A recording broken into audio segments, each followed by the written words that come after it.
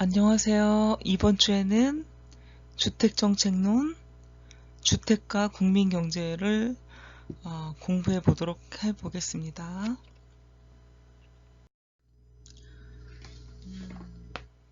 주택 자본이 국민경제에 미치는 영향과 주택 자본에 대한 정부의 인식이 어떤가? 주택 자본에 대한 정부의 인식은 국가마다 상이하다 이랬거든요. 국가마다 다르게 나타난다는 걸 얘기하고 있죠. 대부분 개발도상국들은 주택 자본을 국민의 직접적 소득 창출 효과와 외화 획득 효과라는 면에서 본다면 타 부분에 비해서 낮게 평가가 되고 있습니다. 그래서 주택 부분은 공업 부분에 비해 가지고 투자 우선순위가 낮은 게 보통이고요.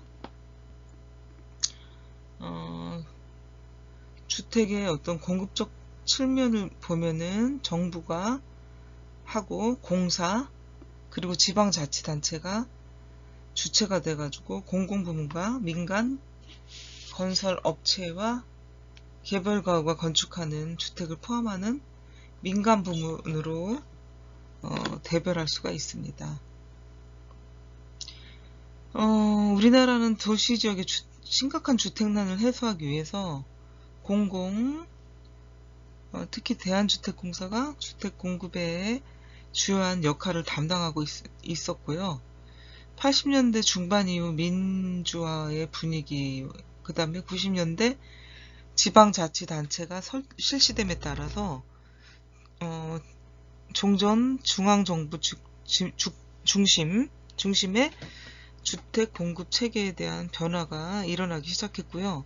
지방자치단체의 주택 공급 역할이 기대를 하면서 많이 보급이 되고 있습니다. 주택 투자는 국가 전체로 보면 국민 경제에 지대한 영향을 미치고 있습니다.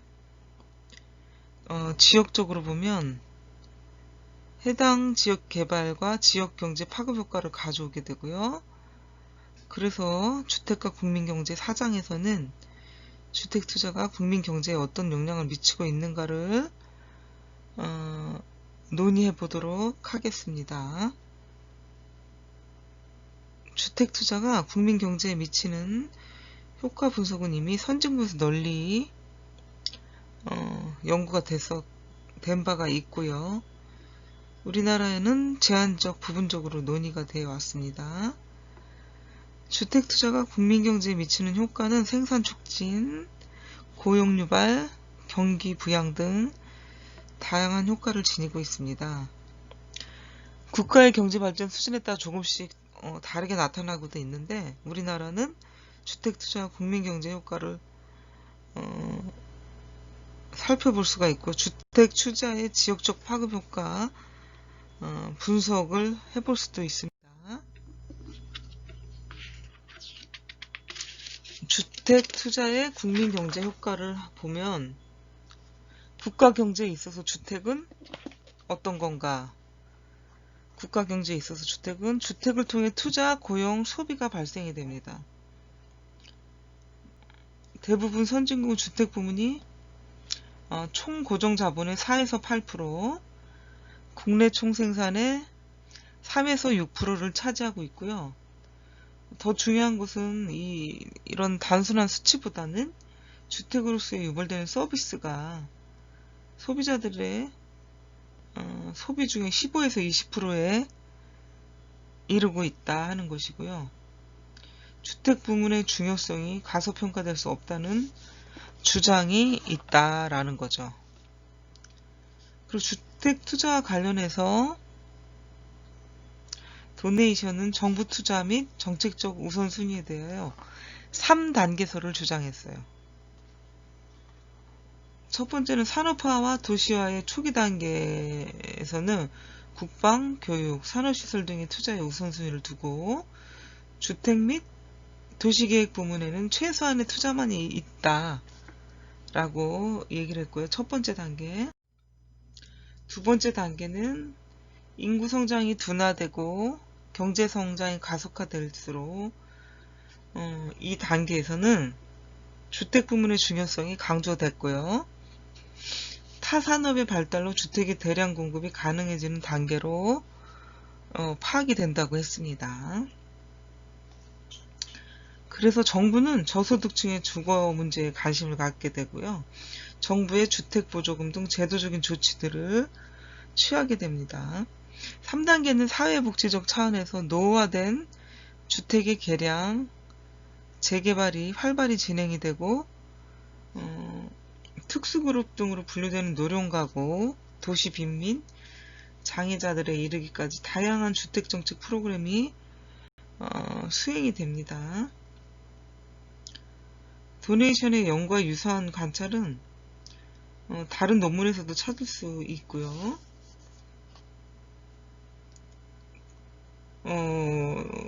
그런 논문들 중에 어떤 내용이 나오냐면 경제 수준이 낮은 국가는 인구 성장과 도시 지역의 인구 유입이 크며 주택 수요에 높은 소득 탄력성을 가져온다고 했습니다. 소득 수준별로 27개국을 상대로 분류하고 주택 투자의 GDP에 대한 비율이 저개발 국가는 2.5%, 중진국 수준의 국가는 4.6%, 선진국은 4.4%로 나타난다는 연구 결과가 있습니다. 그러니까 어느 정도 경제 성장이 달성이 되고 성장이 되면 중위 수준의 국가 발전 단계부터 주택 투자는 증대되고 있다는 것을 보여주고 있고요. 국민 소득 수준과 주택 투자의 상관성이 매우 높다는 점을 알 수가 있겠습니다.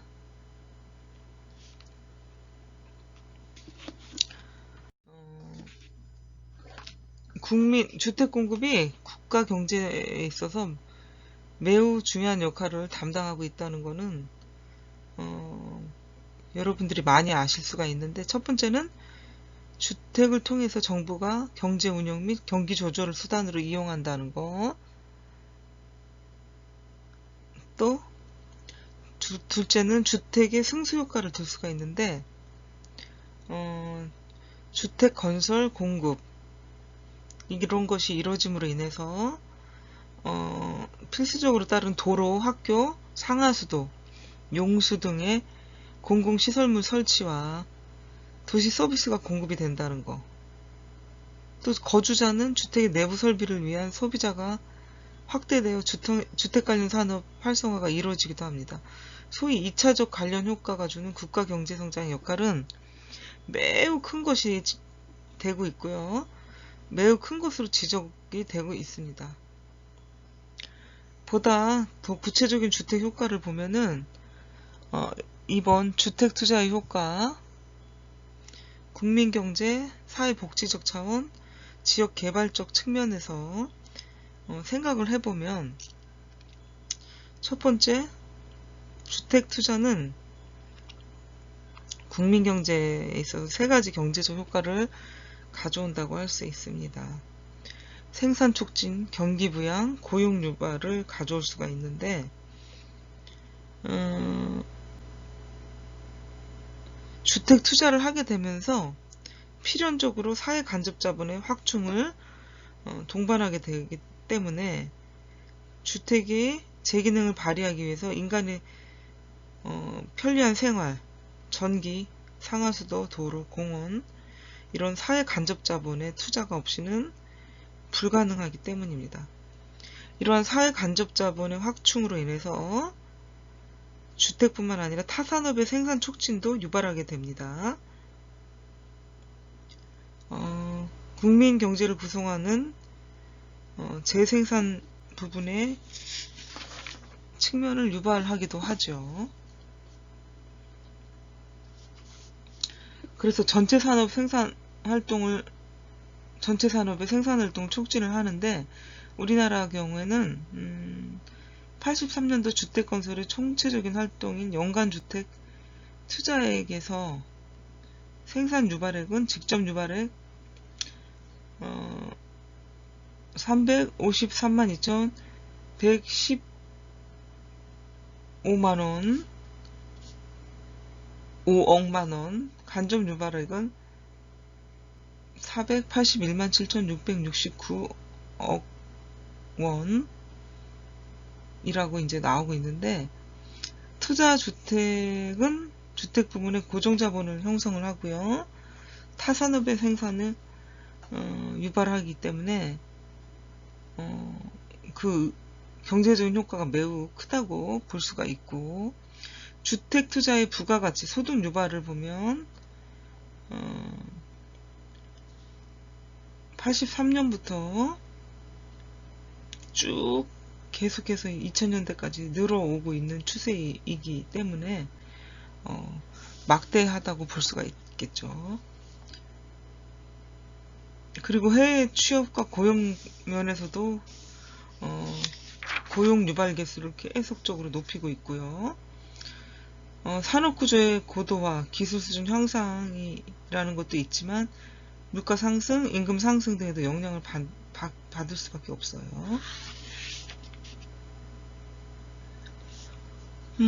사회복지 효과를 한번 보면은 주생활의 안정,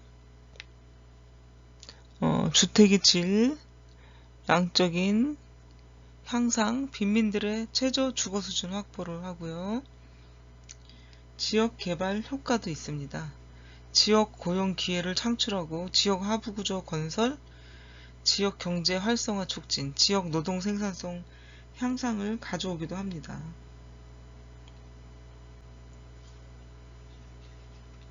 다음,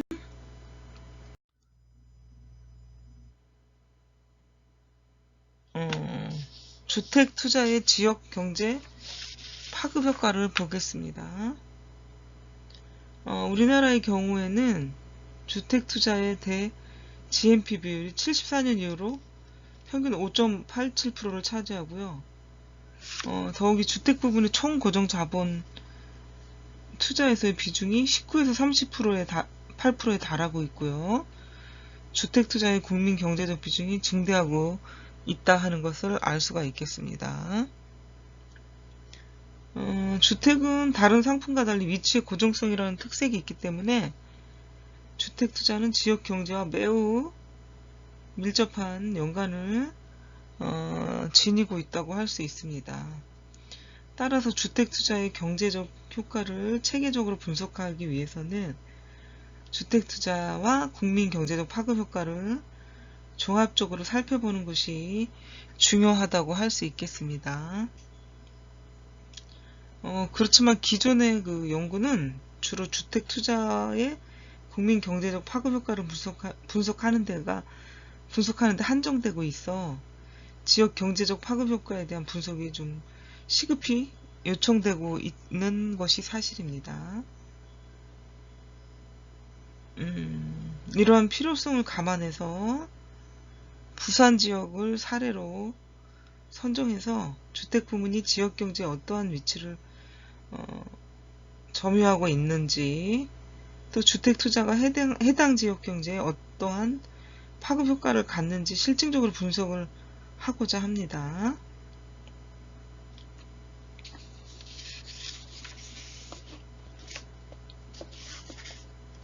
주택 관련 사업을 한번 보면 금융 부분, 주택 건설 부분, 이용 부문에 임대 상업이 있고요. 자재 부문, 관리 및 판매 부문이 있습니다. 그럼 주택 관련 산업 중에 금융 부분은 각종 금융산업, 은행, 아니면 보증기관, 손해보험기관 이런 것들을 이제 금융 부분이라고 얘기를 할 수가 있겠죠. 주택 건설 부분 설계하고요, 시공하고 감리하는 것을 말합니다. 이용 부분은 임대업, 각종 상업, 시장, 백화점 등을 얘기합니다.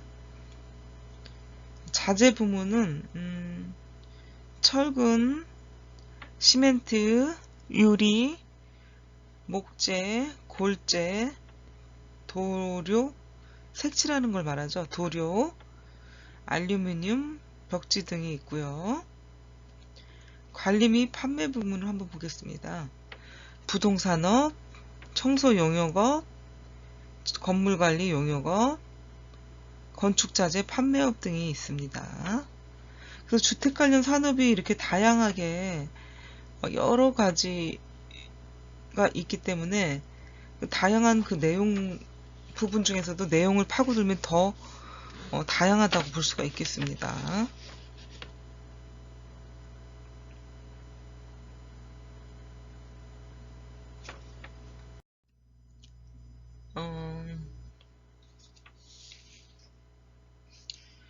아까 주택 관련 산업의 파급 효과가 이제 생산 유발 효과, 사회 간접 자본 건설 증대시키는 효과, 지역 고용의 창출이라고 얘기를 했는데, 생산 유발 효과는 이 주택 투자가 직접적으로 주택 건설 증대를 할 뿐 아니라 이런 주택과 관련된 타산업, 철근, 시멘트, 목재, 도료, 그 다음에 자재 부분, 주택 매매와 보수 관리에 관련된 판매 및 관리 부분, 융자, 손해보험, 이런 주택금융산업 부분, 그리고 상가, 백화점 등 거주자들의 일상 소비 활동과 관련된 이용 부분이 어떤 재반 활동을 촉진시키는 파급 효과를 가져올 수가 있고요. 두 번째는 지역 내 사회 간접 자본의 건설을 증대시키는 효과입니다. 주택은 다양한 지역 하부 구조의 시설과 공공 서비스를 요구하기 때문에 주택 건설은 전기, 가스, 도로, 공원, 통신 등과 같은 각종 지역 편익 시설에 대한 투자를 동시에 확충할 수가 있습니다. 그리고 장기적으로 지역 사회 간접 자본의 증대는 타산업의 생산 촉진을 유발하게도 됩니다. 세 번째는 지역 고용의 기회 창출이다.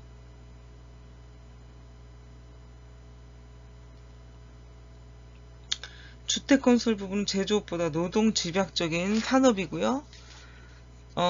다른 부분과 달리 노동력을 필요로 합니다. 즉, 주택 건설의 노동력은 단순한 노동자로부터 상당한 기술을 지닌 노동자에 이르기까지 매우 다양하게 요구가 되고요. 특별한 직업 없이 비공식적 혹은 노동 현장의 경험으로 습득할 기술을 통해 가지고 참여할 수도 있습니다. 그래서 단순 노동자의 실업률이 높은 지역의 고용기회 창출 효과가 특히 높고요.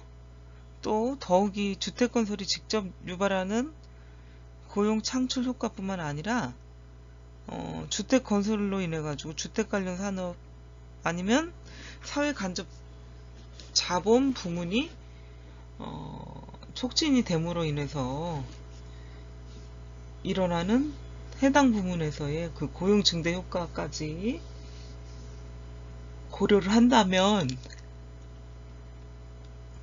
주택 투자 고용 창출 효과는 더욱이 커질 수가 있습니다. 네 번째는 주택 투자는 해당 지역의 주거 수준을 증대를 시킬 수가 있습니다. 신규 주택의 경우는 해당 지역 주택 시장에서 주택 공급 증대라는 결과를 가져올 수도 있고요. 새로운 기법과 개선된 자재의 이용으로 주택의 질적 수준을 향상시키기도 하고요. 기존의 주택 개량이나 노후화된 주거 밀집 지역과 불량촌의 재개발도 주거 수준을 개선시키게 됩니다. 그래서 이러한 주거 수준의 향상은 주택 투자에 의한 생활 편익 시설의 향상과 더불어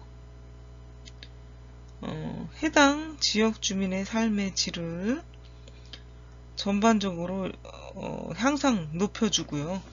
높이고 그 결과 해당 지역의 노동 생산성은 더욱 향상하게 됩니다. 그래서 이상 지금까지 말한 것처럼 지역경제의 파급 효과를 네 가지 측면에서 간단하게 살펴보았는데, 이런 효과들이 각기 독립된 효과가 아니라 상호 밀접하게 관련이 되어 있어요. 이러한 관계를 고려해서 주택 투자의 지역경제적 파급 효과에 관한 개념을 보게 되면, 지역 주택 건설 부분 투자 확대, 지역 주택 건설의 증대라는 걸 볼 수가 있습니다. 그 결과가 이제 지역 경제의 활성화가 된다 라고 볼 수가 있는데, 그 내용들을 한번 보면 지역 주거 수준의 향상, 지역 주문의 후생 증대, 지역 노동 생산성 증대 효과, 지역 고용 유발 효과를 가져올 수가 있는데, 이런 것들은 지역 내 사회 간접 자본 건설을 또 유발할 수가 있고요. 내용적으로는요, 지역 내 주택 관련 산업 생산 유발 효과, 금융 및 자재 판매, 관리 비용 부문 등이 있습니다.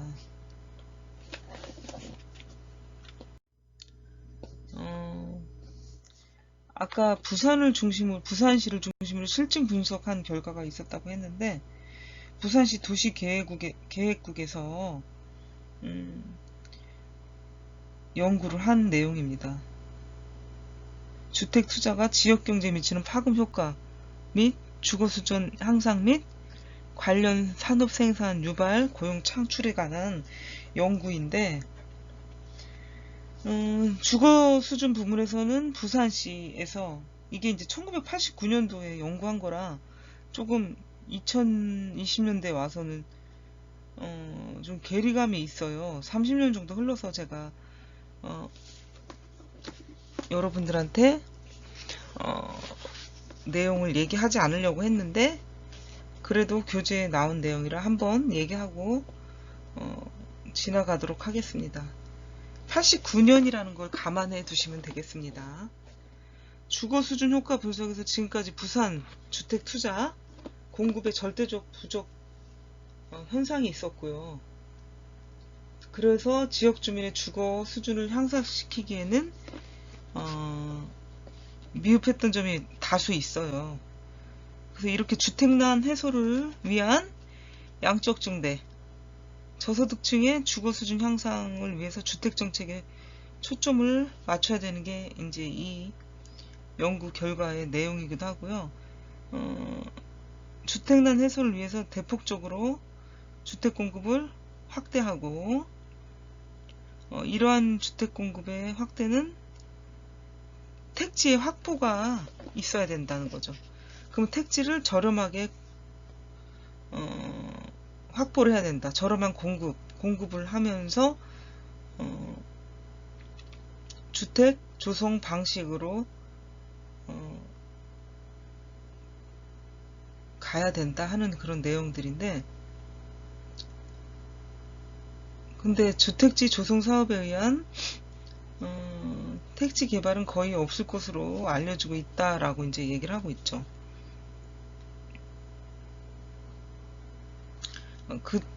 이때만 해도 주택개발촉진법에 의한 택지 개발이 토개공, 토지개발공사, 주택공사에서 주로 담당해 왔고, 부산시 자체에서 개발한 실적은 좀 미비하다라고 이제 알 수가 있겠습니다.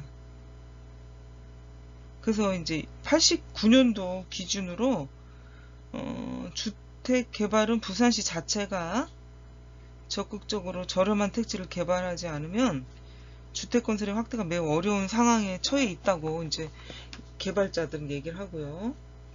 앞에 언급했듯이 부산 지역은 공공부문에서의 공급 실적이 매우 저조하고요.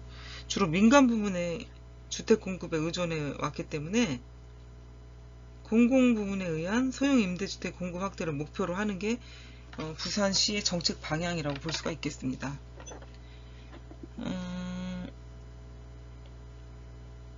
그래서 주택 투자의 부산 지역 내 생산 유발 효과 및 고용 유발 효과 분석에 있어서 두드러지게 나타나는 특징은 금속 1차 제품 부문에서의 파급 효과가 타 부분보다 월등하게 높게 나타난다는 사실이고요.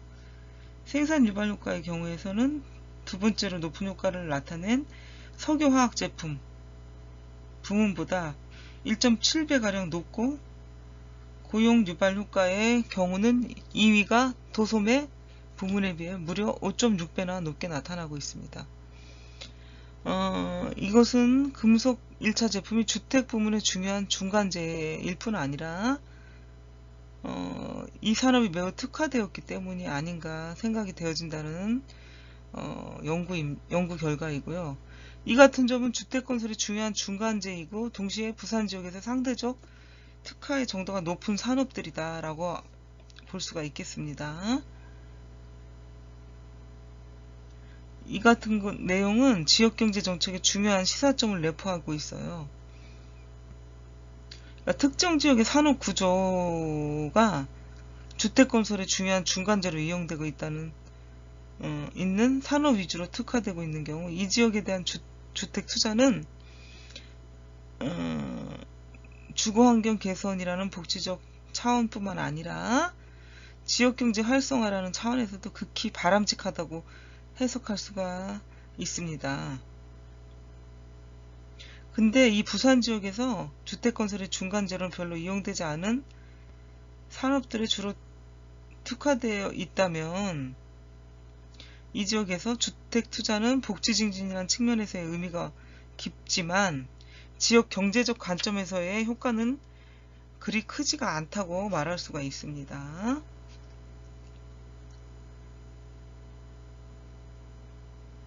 한편 88년부터 92년 동안 부산에서는 15만호 주택 건설이라는 주택 공급 계획은 부산 지역 경제에 8조 5천여억 원의 생산 증대 효과와 46만 5천여 명의 고용 증대 효과를 가져올 것으로 예측이 됩니다. 비록 주택 산업이 부산 지역 내에서 상대적으로 비중이 낮다 하더라도 향후 주택 건설이 가져올 이러한 타산업의 파급 효과가 차질 없이 현실 경제에 나타나기 위해서는 주택 관련 산업, 특히 자재 부문, 판매 금융 부분에 지역 내 공급 능력이 충분해야 된다 하는 게 89년 부산시 도시계획국의 연구 내용이라고 볼 수가 있겠습니다. 그러니까 주택 투자가 지역 경제에 미치는 파급 효과의 어떤 연구 결과입니다. 그래서 주택 투자가 경제적 파급 효과에 미치는 영향 4가지가 생산 유발 효과, 지역 내 사회 간접 자본의 건설 증대, 지역 고용 기회의 창출, 주택 투자는 해당 지역의 주거 수준을 증대시킨다 하는 것이거든요. 그래서 주택 투자가 경제적 파급 효과에 미치는 영향들이 4가지가 있었는데, 그래서 결국 주택의 기본적 생산 요소라는 게 있는데 자본, 토지, 자재, 노동 4가지로 볼 수가 있겠고요. 주택 생산 요소인 이 4가지는 기술, 장비, 경영 등이 적절히 배합이 돼가지고 주택 서비스를 창출하게 되는 것이라고 볼 수가 있겠습니다. 한국의 주택 서비스 생산 과정을 이해하려면 민간 주택업자들이 어떻게 구성되어 있느냐를 살피는 그 것에서부터 출발하는 게 훨씬 이해가 빠르고요. 우리나라 민간업자는 외국의 경우와 달리 법적으로 주택법 등록 사업자로 등록이 되어야 하고요. 주택법 제9조, 제11조, 제12조를 참조하면 알 수가 있겠어요. 그 주택 생산 과정을 보면 크게 4단계로 구분이 돼요. 계획 단계, 준비 단계, 시공 단계다. 그리고 준공과 처분 단계입니다. 계획 단계는 주로 입지 선정이고요. 준비 단계는 건축 설계 및 인허가 절차, 설계와 인허가 단계에서 중요하게 다뤄야 될 일은 토지 이용 규제, 세제, 건축법 및 도시계획법 등의 저촉 여부를 알아야 되겠고요. 각종 심의 절차를 밟게 됩니다. 그리고 사업 승인을 얻은 이후에 공사계약과 함께 시공 단계를 가지게 되고요. 착공 이후에는 자재의 납품과 금융지원 등이 이루어져야 되고, 주택업체는 착공 후 10 내지 20% 공정수준에서 분양이 가능합니다.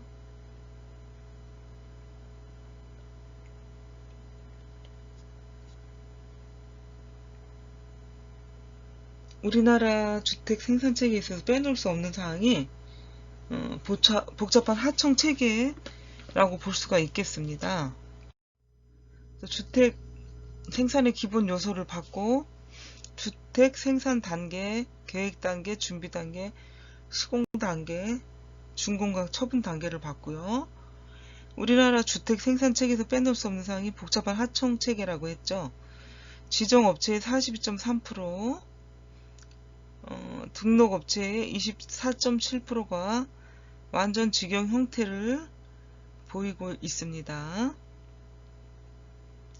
일부 직영, 일부 하도급이 50%, 등록업체는 일부 직영, 일부 하도급이 46.6%, 공종구분 하도급업이 19.2%를 차지하고 있습니다.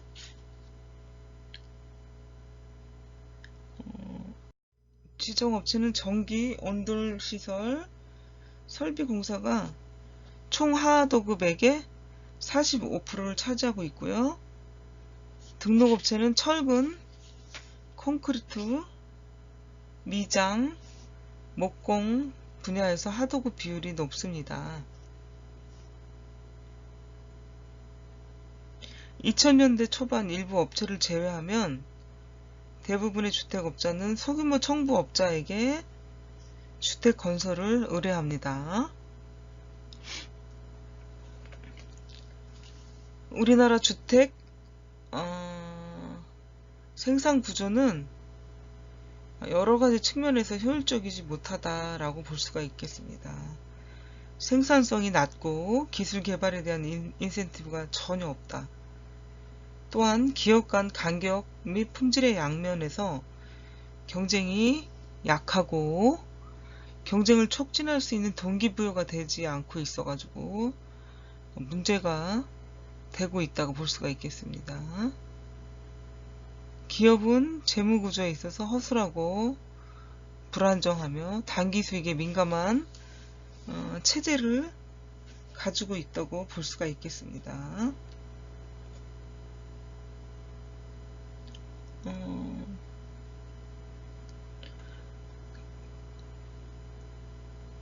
주택 생산 체계에서 우리가 여러가지 설명을 다 했고, 그래서 이 우리나라의 어떤 이러한 관점에서 주택업자들의 생산 구조적 측면에서 효율성의 증대가 필요하고요.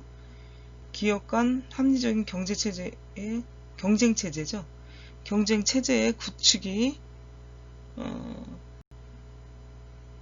시급히 필요하고, 무엇보다 건실한 재무 구조를 가질 수 있도록 하는 것이 중요한 과제로 남기도 합니다. 이 주택과 국민 경제에